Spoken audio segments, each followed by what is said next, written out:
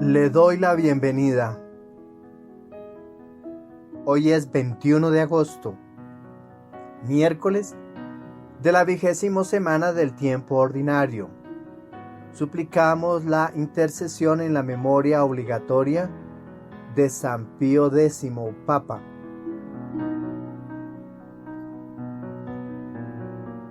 San Pío X, cuyo nombre de nacimiento fue Giuseppe Melchiorre Sarto, nació el 2 de junio de 1835 en la pequeña aldea de Ris, en la región de Treviso, en el norte de Italia.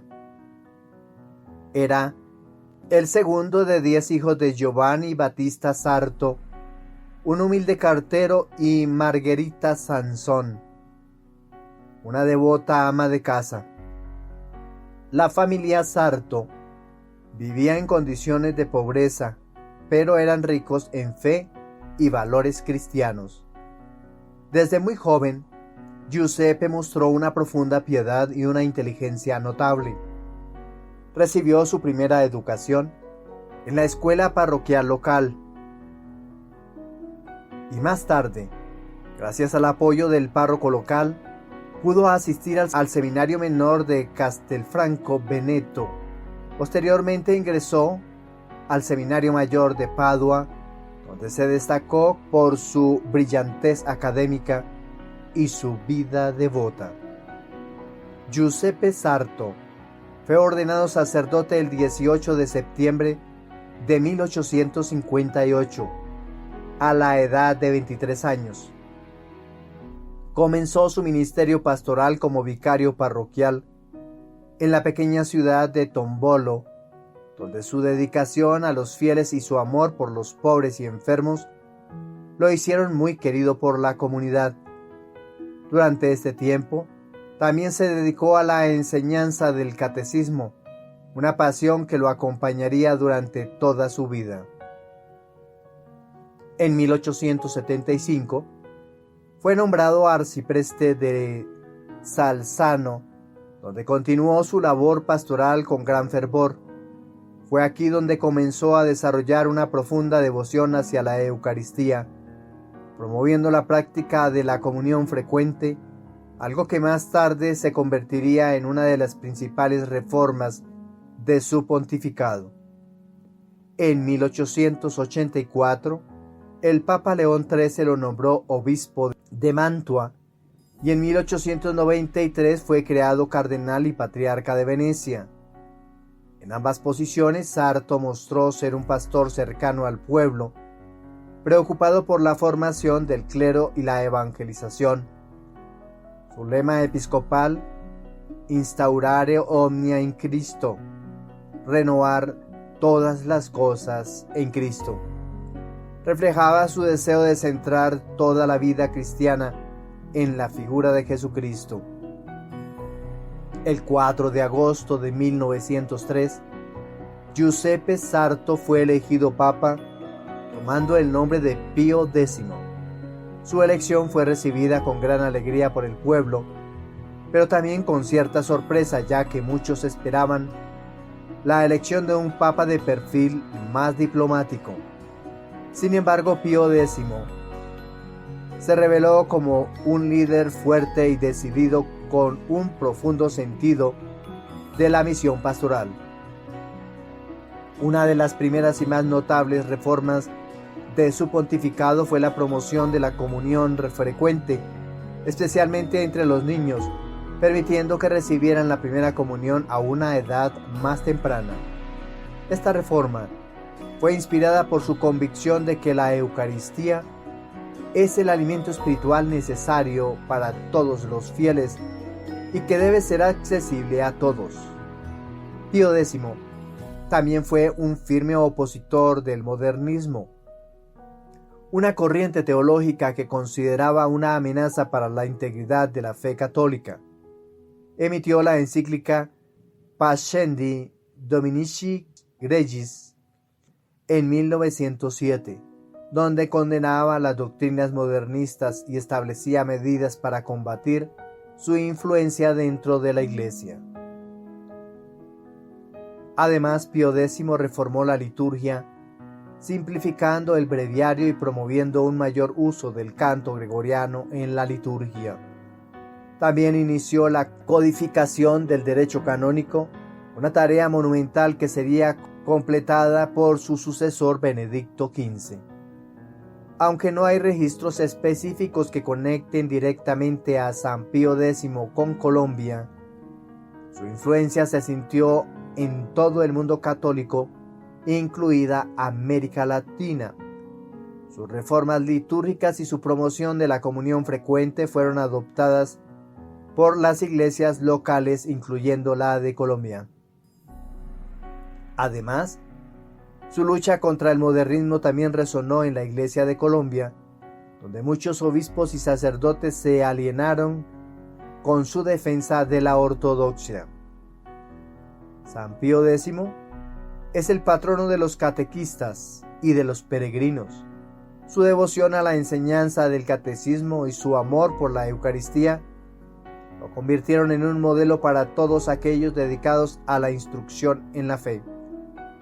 Uno de los milagros atribuidos a su intercesión ocurrió en 1944, cuando María Luisa del Sagrado Corazón, una religiosa que sufría de un cáncer incurable, fue milagrosamente curada tras invocar la ayuda de Pío X.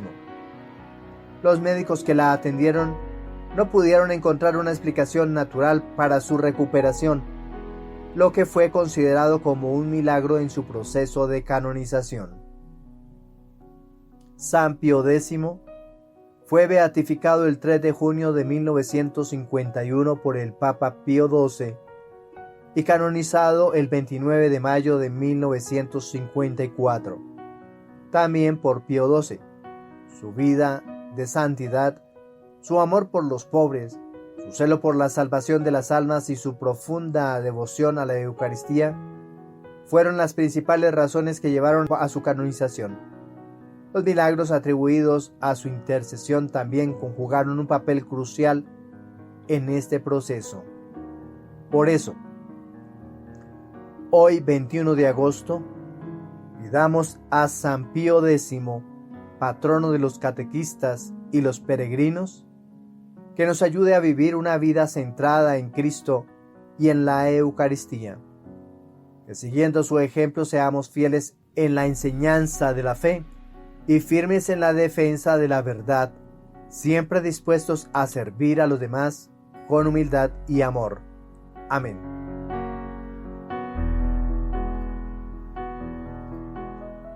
Le invito a disponer su oído, la mente, también el corazón para proclamar el Evangelio propuesto en la liturgia de este miércoles. Le proclamo la buena noticia de nuestro Señor Jesucristo según San Mateo, capítulo 20, versículos desde el 1 hasta el 16. En aquel tiempo dijo Jesús a sus discípulos esta parábola. El reino de los cielos se parece a un propietario que al amanecer salió a contratar jornaleros para su viña. Después de ajustarse con ellos en un denario por jornada, los mandó a la viña. Salió otra vez a media mañana, vio a otros que estaban en la plaza sin trabajo y les dijo: vayan también ustedes a mi viña y les pagaré lo debido. Ellos fueron. Salió de nuevo hacia mediodía y a media tarde e hizo lo mismo. Salió al caer la tarde y encontró a otros parados y les dijo: ¿cómo es que están aquí el día entero sin trabajar? Le respondieron: nadie nos ha contratado. Él les dijo: vayan también ustedes a mi viña. Cuando oscureció, el dueño dijo al capataz: llama a los jornaleros y págales el jornal, empezando por los últimos y acabando por los primeros. Vinieron los del atardecer y recibieron 1 denario cada uno. Cuando llegaron los primeros, pensaban que recibirían más, pero ellos también recibieron 1 denario cada uno. Al recibirlo se pusieron a protestar contra el amo. Estos últimos han trabajado solo 1 hora, y los has tratado igual que a nosotros, que hemos aguantado el peso del día y el bochorno. Él replicó a uno de ellos: Amigo, no te hago ninguna injusticia. ¿No nos ajustamos en 1 denario? Toma lo tuyo y vete. Quiero darle a este último igual que a ti. ¿Es que no tengo libertad para hacer lo que quiera en mis asuntos? ¿O vas a tener un día porque yo soy bueno? ¿O vas a tener tu envidia porque yo soy bueno? Así los últimos serán primeros y los primeros últimos. Palabra del Señor. Nuestra reflexión para el día de hoy. La propuesta de la primera lectura es de la profecía de Ezequiel en su capítulo 34. El pasaje de Ezequiel de este día se sitúa en un tiempo de crisis para el pueblo de Israel, durante el exilio de Babilonia que se llevó a cabo entre los años 597 al 538 a.C. Ezequiel, un profeta llamado por Dios para hablar a un pueblo desanimado y desarraigado, denuncia a los líderes de Israel, los reyes, sacerdotes, profetas y otros dirigentes, quienes han fallado en su misión de guiar al pueblo según los caminos de Dios. Estos pastores han abandonado su responsabilidad y han puesto sus propios intereses por encima del bienestar del rebaño, lo que ha resultado en la dispersión y sufrimiento del pueblo de Dios. Profundicemos en sus versículos. Versículo 2. Dios, a través del profeta Ezequiel, comienza con una fuerte denuncia contra los líderes de Israel. Dice el texto: «Ay de los pastores de Israel que se apacientan a sí mismos. ¿No deben los pastores apacentar a las ovejas?». La imagen del pastor en el Antiguo Testamento es simbólica del liderazgo, y aquí se utiliza para ilustrar cómo estos líderes se han preocupado más por su propio bienestar que por el bienestar de su pueblo. Versículos del 3 hasta el 4.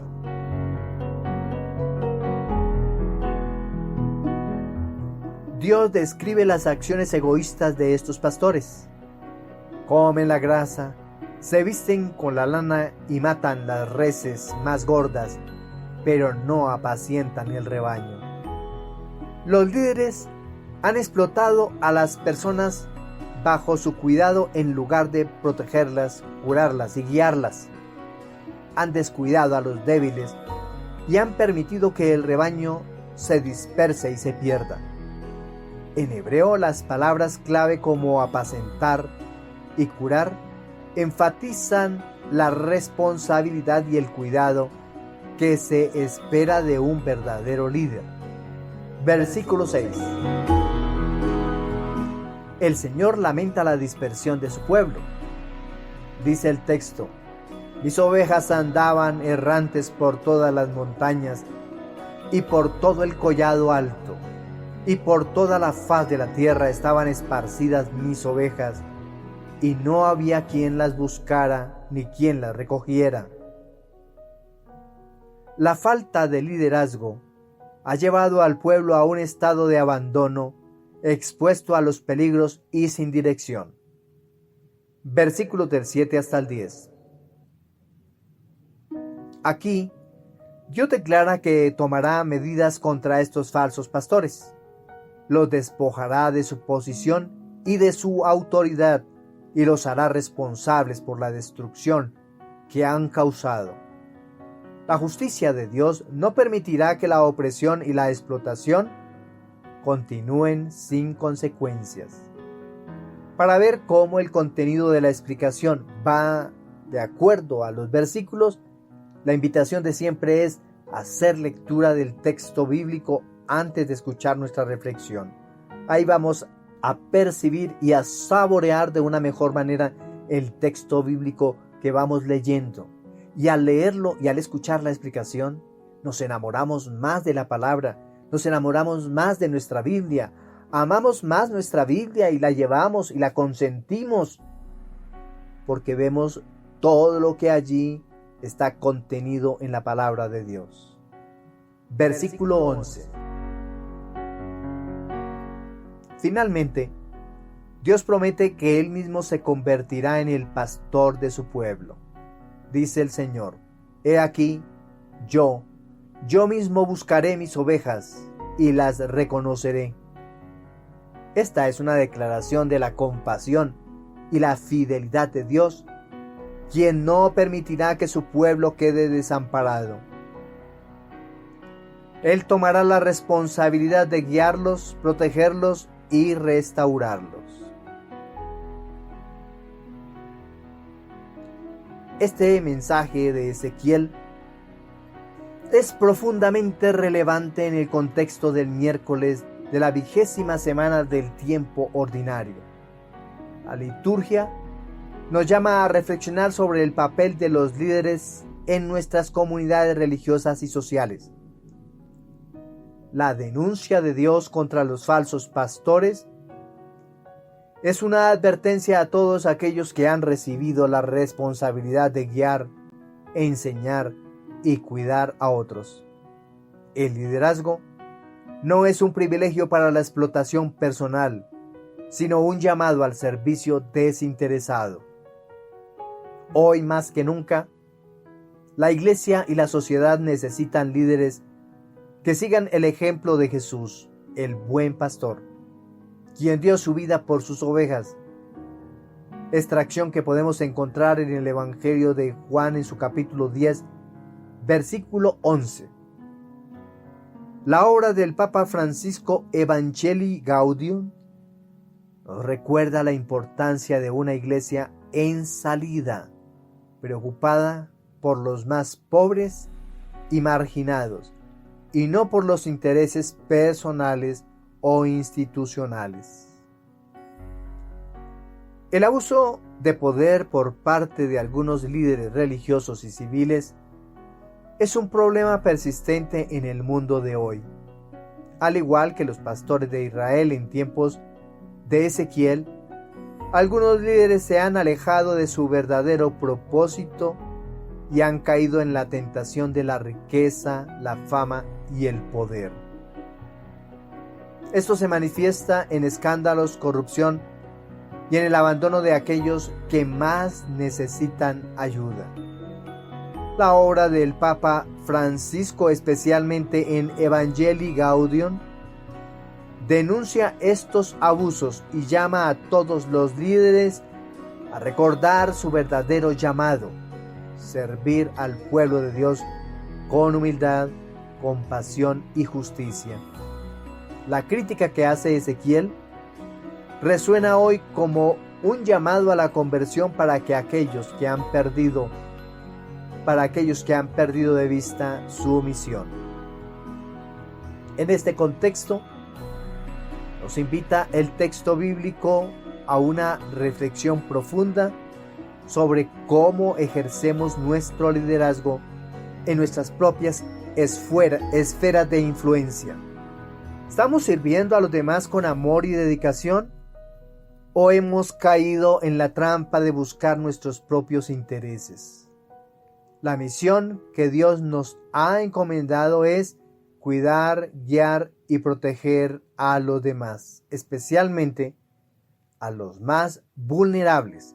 Esto requiere un compromiso auténtico y una entrega total al servicio de los demás. Por eso, hoy, miércoles 20º del tiempo ordinario, pidamos al Señor que transforme los corazones de todos aquellos que han recibido el encargo de pastorear su pueblo, que abandonen sus intereses egoístas y se conviertan en verdaderos servidores dispuestos a sacrificarlo todo por el bienestar del rebaño del Señor.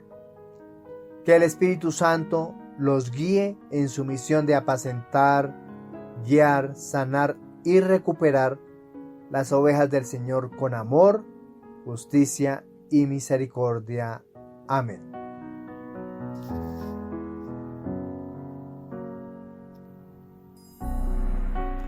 Ante esta propuesta que nos hace el Padre Dios por medio del profeta, le vamos a responder con el Salmo 22. La liturgia nos presenta este salmo como una de las piezas más conocidas y amadas de toda la Escritura. Este salmo, atribuido a David, ensalza la imagen de Yahvé como el buen pastor, una figura que trasciende en el Nuevo Testamento con Jesús, que se identifica a sí mismo como el pastor que da la vida por sus ovejas. Una situación que está consignada en el evangelista San Juan en el capítulo 10, versículo 11. Este es un himno de confianza y esperanza en la protección divina, particularmente en tiempos de adversidad.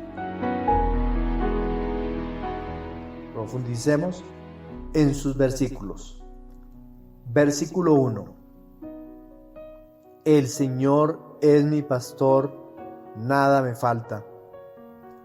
El salmista comienza declarando la suficiencia total en Dios. La imagen del pastor es fundamental en la cultura israelita, donde los pastores cuidaban con esmero a sus ovejas, protegiéndolas de peligros y guiándolas hacia pastos fértiles. En hebreo, la palabra usada para pastor es roeg, que conlleva connotaciones de liderazgo y cuidado amoroso. Al decir que nada le falta, el salmista expresa la plenitud que se experimenta bajo el cuidado de Dios.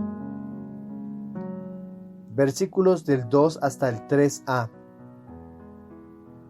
En verdes pastos me hace descansar, junto a tranquilas aguas me conduce, Él restaura mi alma. Aquí la paz y la restauración son el enfoque. Las verdes pastos y tranquilas aguas simbolizan el alimento espiritual y el descanso que provienen de la cercanía de Dios. En la vida diaria, esto se traduce en la experiencia de renovación y fortaleza que los fieles encuentran en la oración, en la Eucaristía y en la palabra de Dios. Versículos del 3b hasta el 4a.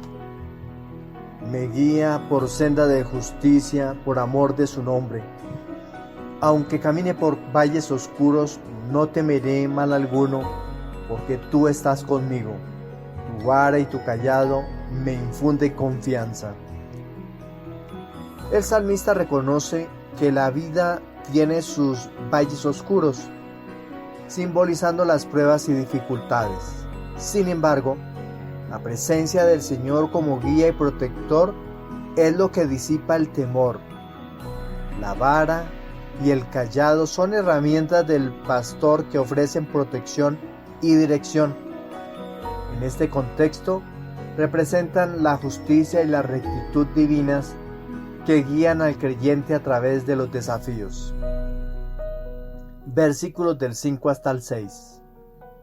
Tú preparas ante mí una mesa en presencia de mis enemigos. Unges mi cabeza con aceite, mi copa rebosa. La bondad y el amor me seguirán todos los días de mi vida, y en la casa del Señor habitaré por siempre. La imagen de la mesa preparada y la unción con aceite evoca la hospitalidad divina y la abundancia de sus bendiciones. En la tradición bíblica, la unción con aceite también es un símbolo de consagración y elección. La confianza en la bondad y amor, Gesed en hebreo, de Dios, asegura la protección y cuidado continuo, culminando en la promesa de habitar en su presencia eternamente. El Salmo 22 es un canto de esperanza y confianza en medio de la adversidad. Para los israelitas, este salmo evoca la experiencia de ser rescatados y guiados por Dios a través del desierto hacia la tierra prometida. En el contexto cristiano, Jesús es el buen pastor que nos guía hacia la salvación, mostrándonos el camino incluso en los momentos más oscuros de nuestras vidas. En la naturaleza podemos observar cómo algunas especies de animales, especialmente los lobos, se organizan en manadas lideradas por un miembro fuerte y sabio. Este líder no solo guía al pueblo hacia lugares seguros y ricos en alimentos, sino que también protege a los más débiles, asegurando que nadie quede atrás. De manera similar, Jesús, como nuestro pastor, se asegura de que todos los seguidores, especialmente los más vulnerables, reciban el cuidado y la protección necesarias para atravesar las pruebas de la vida. Esta imagen resuena profundamente en nosotros, recordándonos que bajo su guía, podemos enfrentar cualquier adversidad con confianza. En nuestro tiempo, muchos se sienten perdidos o desanimados, enfrentando situaciones difíciles en la vida. Este salmo nos recuerda que a pesar de los desafíos, podemos confiar en la guía y protección de Dios. No estamos solos en nuestros valles oscuros. El Señor camina con nosotros, ofreciéndonos su consuelo y fortaleza. San Agustín, en su comentario sobre los salmos, ve en el Salmo 22 una prefiguración de Cristo y su misión redentora. Él señala que el valle de sombra de muerte simboliza las pruebas que Cristo mismo sufrió por nosotros, y que al seguir a Jesús no tenemos que temer ningún mal porque Él ha venido al mundo, según lo que nosotros podemos confrontar con el Evangelio de San Juan en el capítulo 16, versículo 33. Así, este salmo se convierte en un himno de confianza en el Señor resucitado, quien nos guía a través de las oscuridades de la vida hacia la luz eterna de su reino. ¿Qué podemos concluir del Salmo 22? Este salmo no solo celebra la bondad de Dios como nuestro pastor, sino que también nos invita a reflexionar sobre nuestro papel en la vida de los demás. Así como David fue llamado a pastorear a Israel y Jesús fue enviado para guiar a toda la humanidad, nosotros también somos llamados a ser pastores en nuestras familias, comunidades y lugares de trabajo. Cuidar de los nuestros, guiarlos en la fe y protegerlos del mal es una labor hermosa y sagrada. La propuesta del Evangelio.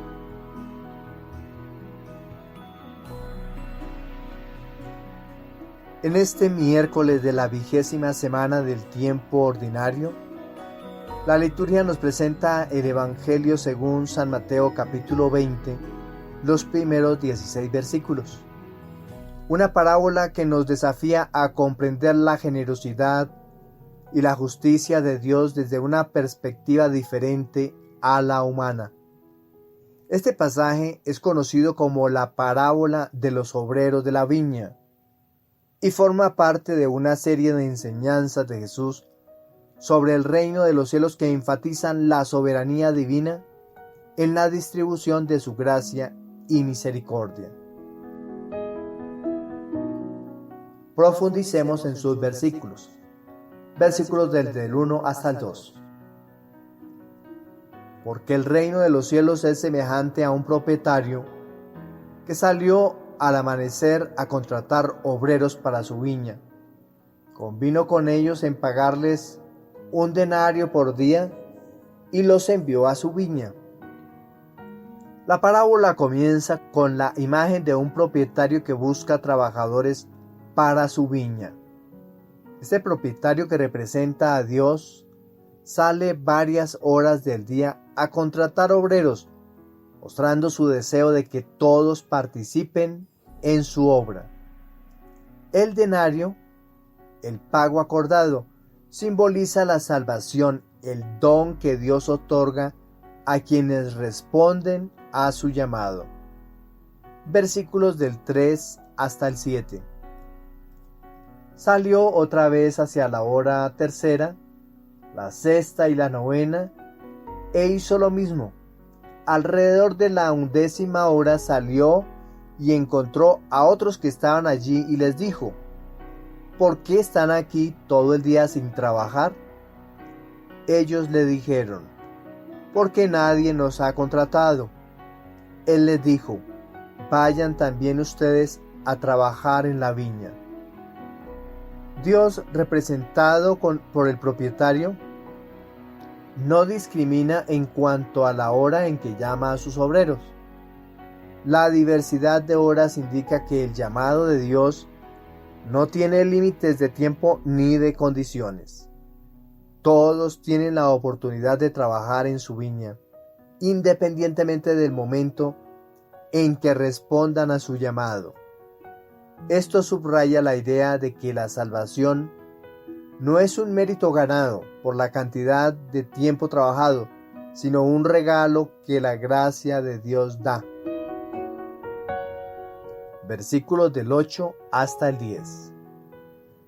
Al atardecer, el dueño de la viña dijo a su administrador: llama a los obreros y págale su jornal, empezando por los últimos y terminando por los primeros. Los que habían llegado alrededor de la 11ª hora vinieron y recibieron cada uno su denario. Al llegar los primeros pensaron que recibirían más, pero también ellos recibieron 1 denario cada uno. Aquí se presenta la aparente injusticia desde la perspectiva humana. Los primeros obreros esperan recibir más debido a su trabajo prolongado, pero reciben lo mismo que aquellos que trabajaron solo 1 hora. Este pasaje nos desafía a entender la justicia divina, que no se basa en el esfuerzo humano, sino en la generosidad de Dios. Versículos del 11 hasta el 15. Y al recibirlo murmuraban contra el propietario diciendo: estos últimos han trabajado solo 1 hora y les han pagado igual que a nosotros, que hemos soportado el peso del día y el calor. Pero él respondió a uno de ellos: amigo, no te hago ninguna injusticia. ¿No conviniste conmigo en 1 denario? Toma lo que es tuyo y vete. Quiero dar a este último tanto como a ti. ¿No tengo derecho a hacer lo que quiero con lo mío? ¿O es que tu ojo es malo porque yo soy bueno? La murmuración de los primeros revela una actitud de envidia y resentimiento entre los obreros, que contrasta con la bondad y generosidad del propietario. Jesús, a través de la parábola, nos llama a examinar nuestras propias actitudes hacia la gracia de Dios y a reconocer que la salvación es un don inmerecido, no una recompensa por nuestros méritos. Versículo 16. Así los últimos serán los primeros y los primeros los últimos. Esta sentencia final resume la inversión de valores en el reino de Dios. Lo que parece justo desde la perspectiva humana puede no serlo desde la divina. Dios, en su libertad soberana, elige otorgar su gracia a quien quiera, en el momento que Él considere adecuado. Este Evangelio que hemos proclamado en este día nos invita a reflexionar sobre nuestra comprensión de la justicia y la generosidad divinas. En un mundo donde a menudo valoramos el esfuerzo y la recompensa de manera proporcional, Jesús nos presenta a un Dios cuyo amor y misericordia trascienden esas medidas humanas. La parábola nos desafía a aceptar la gracia de Dios, no solo como nosotros mismos, sino también para los demás, incluso aquellos que podrían parecer menos merecedores desde nuestra perspectiva limitada. El Evangelio que nos propone la liturgia en este día también subraya la urgencia del llamado a trabajar en la viña del Señor, que simboliza la misión evangelizadora de la Iglesia. Dios sigue llamando a diferentes personas en diferentes momentos para que participen en su obra de salvación. Cada uno de nosotros tiene un papel que desempeñar, ya sea que respondamos temprano o tarde al llamado de Dios. Lo importante es que respondamos con un corazón dispuesto y agradecido. ¿Qué podemos concluir del relato del día de hoy? La misericordia inescrutable de Dios es el centro de nuestra reflexión. La misericordia de Dios, tal como se revela en esta parábola, supera incluso nuestras expectativas de justicia. San Agustín decía que Dios es más grande que nuestro corazón. Lo podemos encontrar en la primera carta de San Juan en el capítulo 3, versículo 20, lo que significa que su bondad y generosidad exceden nuestra comprensión. En lugar de resentirnos por la generosidad de Dios hacia los demás, debemos alegrarnos de que Él sea tan misericordioso y que su reino esté abierto para todos, sin importar cuándo o cómo lleguen. Esta parábola también nos invita a examinar nuestro propio corazón. ¿Estamos dispuestos a aceptar la generosidad de Dios incluso cuando no se ajusta a nuestras expectativas? ¿Somos capaces de alegrarnos por la salvación de los demás o nos dejamos llevar por la envidia y el resentimiento? El reino de Dios nos llama a vivir en una actitud de gratitud y humildad, reconociendo que todo lo que recibimos de Dios es pura gracia y no algo que hayamos ganado. Concluimos entonces. El Evangelio de Mateo en su capítulo 20, los primeros 16 versículos, nos desafía a reexaminar nuestras nociones de justicia y merecimiento a la luz de la generosidad divina. Nos invita a confiar en la misericordia de Dios, a responder a su llamado con prontitud y a regocijarnos en la salvación de todos, recordando que en el reino de los cielos los últimos serán los primeros y los primeros los últimos. Que podamos abrir nuestro corazón para recibir y compartir la generosidad y el amor incondicional de Dios con los demás. Para todos un feliz día. Que el Señor nos siga colmando de su alegría como de su bendición. Y no se les olvide la invitación que les he venido haciendo para este próximo sábado a las 3 de la tarde. A medida que yo estoy hablando, les aparece una invitación para escanear un código, encuentro de oración de intercesión. ¿Qué tenemos que hacer con ese código QR? Nosotros, si estamos en el celular y está rodando el video, hacemos una captura de pantalla. Necesitamos convertir este momento en una imagen que luego nosotros vamos a leer por medio de la cámara de Google. Es decir, ya habiendo capturado la pantalla de esta imagen, que vamos a mostrar bien grande, vamos a Google, ahí donde está la lupita, donde nosotros anotamos, escribimos cosas de las que queremos investigar. A mano derecha hay una cámara. Oprimimos la cámara, la tocamos solamente y aparecen muchas imágenes que tenemos ahí en el celular. La última de las imágenes debe ser esta captura de pantalla de este código QR. Lo tocamos para que Google lo lea. Inmediatamente sobre ese código aparece un enlace en azul. Lo tocamos y nos abre inmediatamente para llevarnos a la invitación que estamos haciendo. La invitación es de una manera más profunda, dando el horario, dando la hora, y en la parte de abajo dice si tú vas a participar o no, o tal vez en este encuentro de oración. Pero además tenemos una cámara de Google que dice únete con Google Meet, y está la dirección con la cual nosotros podemos entrar allá a ese encuentro de reunión de oración que vamos a hacer nosotros, porque necesitamos orar por Venezuela. Venezuela necesita de nuestro apoyo de oración, y tú y yo tenemos necesidades de oración. En ese momento traiga esas necesidades.